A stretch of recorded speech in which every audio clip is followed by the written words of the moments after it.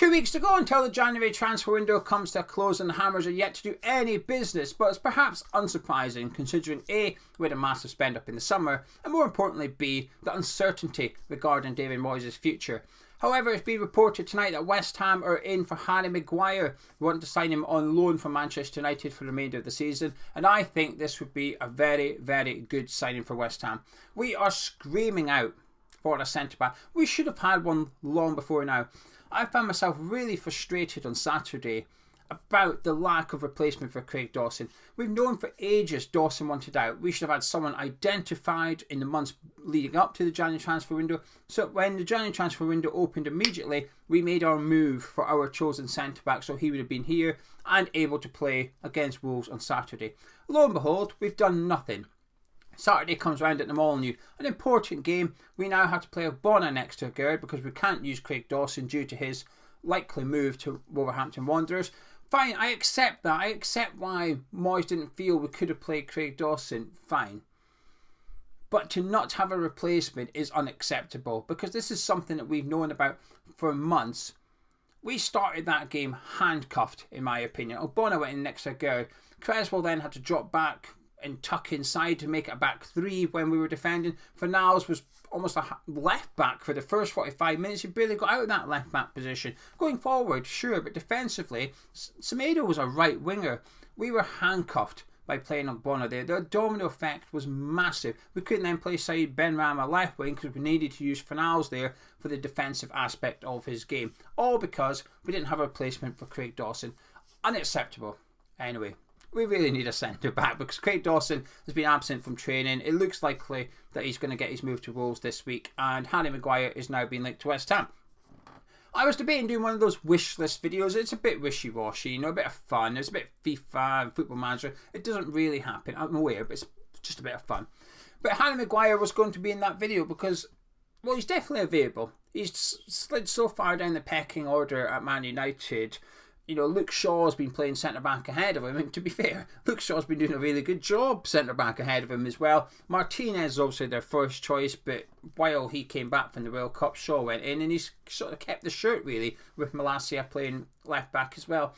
So Maguire is behind Luke Shaw in the pecking order for centre-back at Man United. So he needs out. He needs out. It's turned sour. It's been sour for quite a while. But I still think he's a really good player. I'm a big Harry Maguire fan. I think he had a pretty strong campaign for England at the World Cup. A couple of dodgy games at the back end of it when it mattered, I guess. But before that, through the group stages, he was pretty solid. I thought he was one of England's better players. This does pose the question, though, can he work in a back four? We're going back to the Leicester City days, and we are going back quite a while now. I appreciate that. But he looked good in the back four because Leicester sat deep enough so that his lack of pace, because he isn't the quickest on the turn. Let's be honest here, Maguire isn't the quickest. His acceleration isn't that great, and when he has to turn, and when he's playing 30 yards out from his goal, it can be a little bit sketchy. I'm aware of that. But at Leicester, it suited him, and this is why I think at West Ham, under the current tactics, it would work. And this is the problem, isn't it? Because is this manager going to be here this time next week? Possibly not. And therefore, would Maguire work under the new manager? We don't know. But I think we'll also have to evaluate what Maguire's coming in for. And that's essentially to provide competition for Zouma and Aguerd. Right now, on paper, what is our first choice centre-backs? Zouma and Aguerd. That's what we'll probably see against Everton. Whose third choice will be Ogbonna? Because we've just seen him against Wolves. He's now ahead of the pecking order of Thilo Kehrer. So we're essentially saying, is Harry Maguire an upgrade on Ogbonna? I would say yes. Also, what it does do is opens the door for that back three formation, because when we have played it, we often have Creswell tucking in there. He did against Brentford and got found out massively. Harry Maguire playing in the back three next to Aguerd and Zouma, I mean, that is a really, really good three at the back for a team outside the Sky Sports top six, if you like. I think Harry Maguire to West Ham is low risk. There would be a few million involved with the loan fee. There might have to be an option to buy. Well, there should be an option to buy from West Ham's perspective. Man United might try and force an obligation to buy in there so that if we stay up, we have to buy him. But we're desperate at the minute, and when you're desperate, you've got to do things you normally would do. We've got to take deals that the likes of Fulham and Brighton perhaps wouldn't take at the minute because they don't need to. They're in a nice position in the league. They can say, nah, you're alright, we're not desperate, we'll keep our money till the summer. West Ham can't afford to do that. We need players in now. We need a replacement in for Dawson last week. Never mind this week. I think Harry Maguire ticks a lot of the boxes. He's homegrown. We're still navigating that squad thing at the minute. We've got one vacancy, and it can be anybody. But if we filled that up with a non-homegrown player, it's one out, one in. And if Dawson leaves homegrown, we need to bring in a homegrown player. So I think Maguire ticks that box, which could be vital to allow us to do what we want with that other vacancy in the squad registration. He knows the Premier League, well experienced, and also leadership. At the minute, I sense a lack of leadership at West Ham. I can't help but think about when I spoke to Harry Mullins and Anton Ferdinand on this channel about getting out of the relegation battle when we went from Pardew to Kerbishley, and they said that the players almost took it upon themselves to some extent, and the leadership was within the group of players they had, and that's what got West Ham out, and they're sort of keen to suggest Kerbishley had very little to do with it. Now that's their point of view. I appreciate other players might have a different point of view, but I look at this squad and I can't help but worry we don't have that leadership at the minute. The players that have been there, done that, or the players that are going to roll their sleeves up and drag West Ham out of this. Maguire is a leader because despite how poor he might have been at Man United and the time he's gone through, there's never really been anybody questioning if he's a good captain or not. So to bring that into West Ham, I think would be pivotal, and I think that would really benefit Declan Rice there, having that older, experienced head in the change room to almost replace Mark Noble to some extent in that role. I think Maguire ticks a lot of boxes as far as I'm concerned. I would love to see him come in on loan. We'd just fork out tens of millions for him? No, I wouldn't. But a loan deal, I think there's very, very little risk here for us, but the reward could be huge. So Maguire to West Ham, I believe it. Like I said, I think he's available, and I hope it's true. I hope this link is true, and that we can go get Maguire in. I think he'd be a top signing for us. Like I said, back in a back two, depending on how you're playing, but certainly in a back three, he looks very, very comfortable, and it's a big yes from me, really. So let me know your thoughts on being linked to Harry Maguire in the comments below. But what you're going to see now is what was meant to be tonight's video. I'd already recorded it, but I had a big intro complaining about we're not even being linked to centre-backs. And then we got linked to Harry Maguire before it went up. So I've had to go redo it. That's a new intro. I'm stitching it together. What you're going to see now is what's left of tonight's video. I'll catch up with you tomorrow. But welcome to the West Ham Transfer Rumour Show, and we're going to kick it off with an update on Tarem Moffi. West Ham were linked to him on Sunday night as Sky Sports reported that we'd made a bid worth 25 million for the Lorient striker, but the reports yesterday, it's been rejected.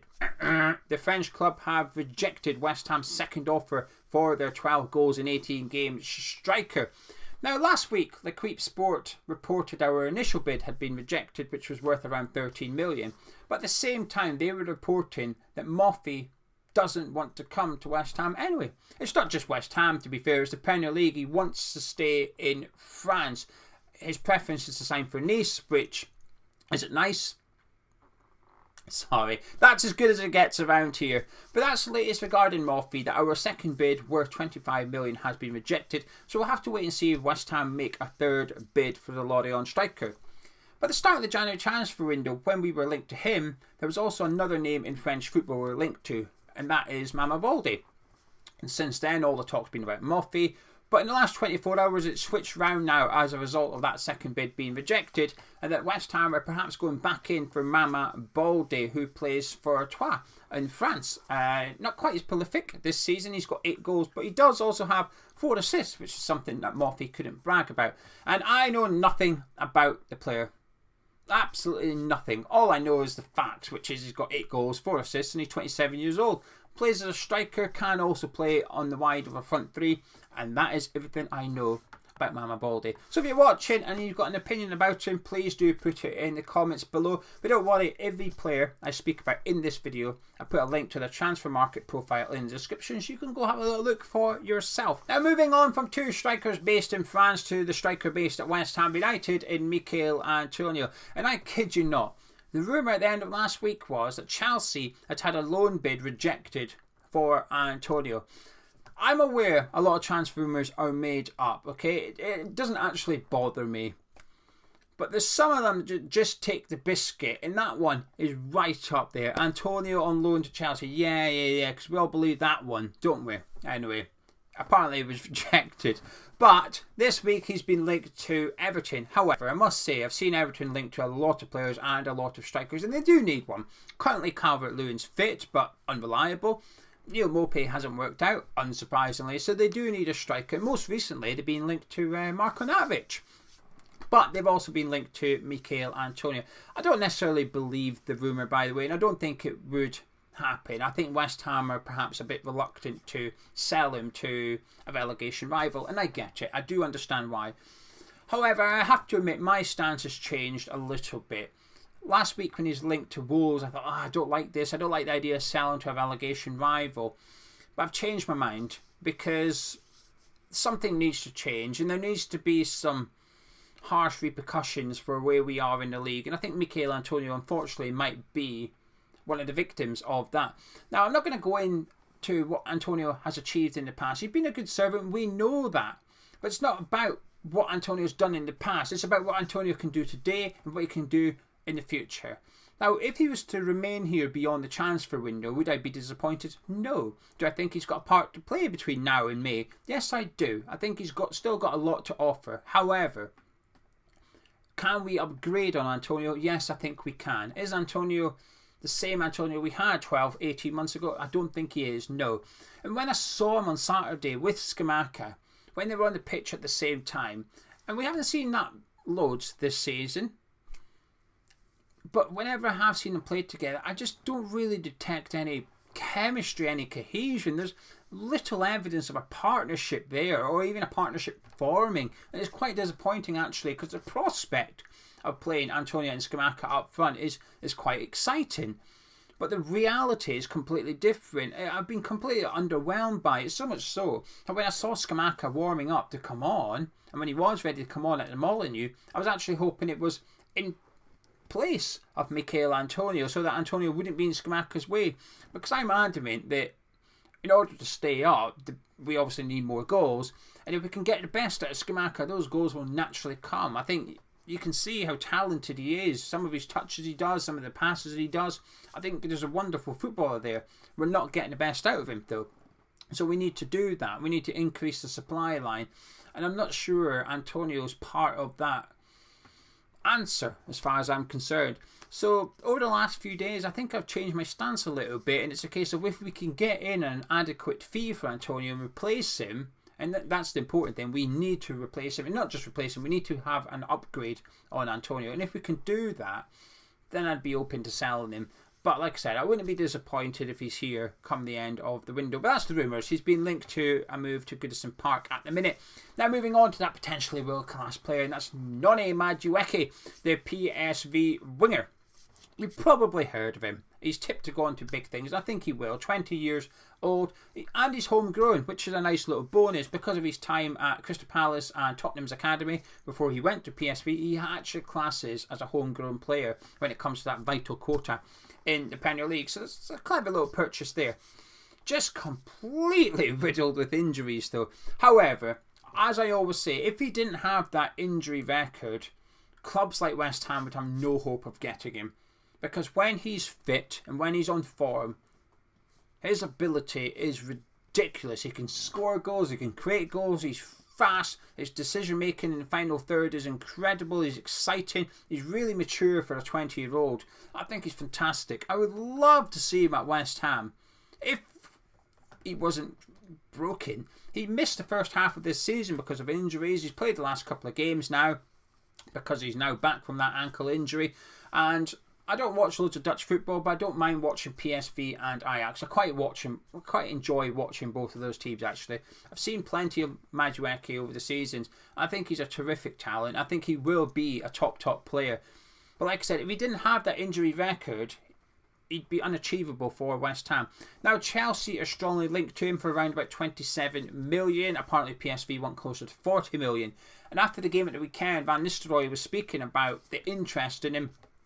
And he didn't say it was a no-go. He basically spoke about, he gave Gakpo the example, who of course has just joined Liverpool, and said, well, when a club comes in with the money, there's not much we can do about it. If the player wants to move and the club offer up the fee, then he's for sale kind of thing. And this is obviously in relation to Madueke, so he is there. We can go get him. I don't believe the rumour for what it's worth. I think buying a left-footed right winger is the last thing we're going to do in the transfer market.